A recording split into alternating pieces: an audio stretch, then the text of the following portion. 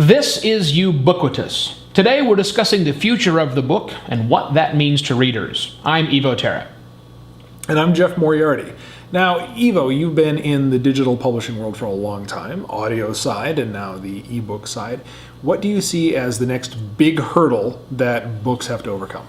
I think a seamless experience is probably the biggest thing that we're missing right now. You and I both have the Kindle application on our phone as well as different reading devices we have, and so we can, when we read a book, because that book is in the cloud, we can pick up wherever we left off. So if I leave my Kindle at home and I decide to read my Kindle application on my iPhone, that's great. I can pick up from exactly where it was before without a problem. But what about when we go beyond that Kindle ecosystem? That's what we're really to be looking at. When I'm driving in a car, the same book that I'm reading on these multiple devices, I may also have, in fact I do have, an audio version of that book. If I listen to that audio version in the car, that's not synced up with my Kindle. That's kind of a problem with that.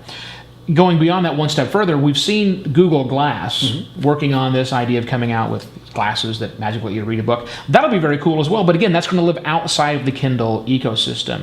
How will we maintain a seamless experience for a book when it's on multiple devices? And across all mediums, so I can be reading on my iPhone, get in my car, it'll start playing at the point I stopped reading, and then I'll get on and put on my Google sunglasses and it'll just pick up right there scrolling by. That's what we need to get to, and I see that as the immediate future of a book. But where things get interesting to me is when we go a big step beyond that.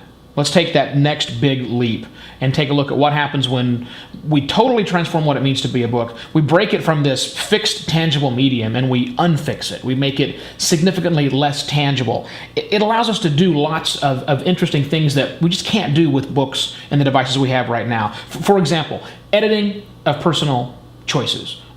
Mentioning travel books before in a show we talked about, breaking those things up individually. Rather than doing that at a marketplace and buying a book, why can't I just get a book and pick and choose the individual chapters I want?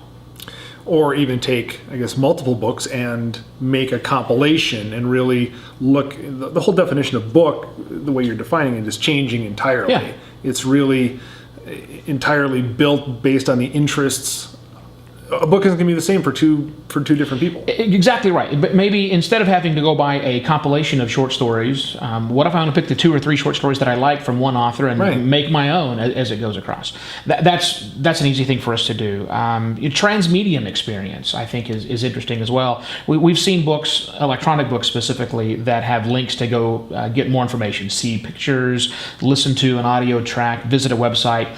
Those are great, but let's really expand upon a transmedia experience when it's no longer just a book, when you can compile kind of those things on your own as well. And maybe some crowdsourcing that goes along with that. If you're listening to a particular chapter about some restaurant in Thailand you're listening to, what if the most popular Thai music of today could suddenly start playing inside of the book with you when you're at that individual scene as well?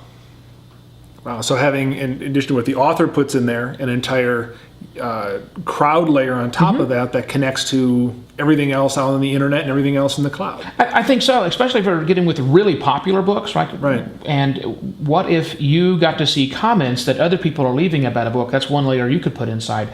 As other people are consuming the exact same book you are. So not just having to leave the book, go set it down and see what others are having to say about it, but that level of crowdsourcing, that level of crowd interaction, I think, happens. But again, that only works when you take a book out of that fixed, tangible medium and making it into something totally different than we see today. Yeah, I think at that point they're going to have a whole different word other than book. Book won't work anymore. Yeah, it's going to be an old term. Right.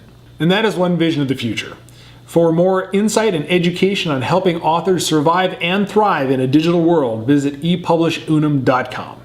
For Evo Terra, I'm Jeff Moriarty. Thanks for watching.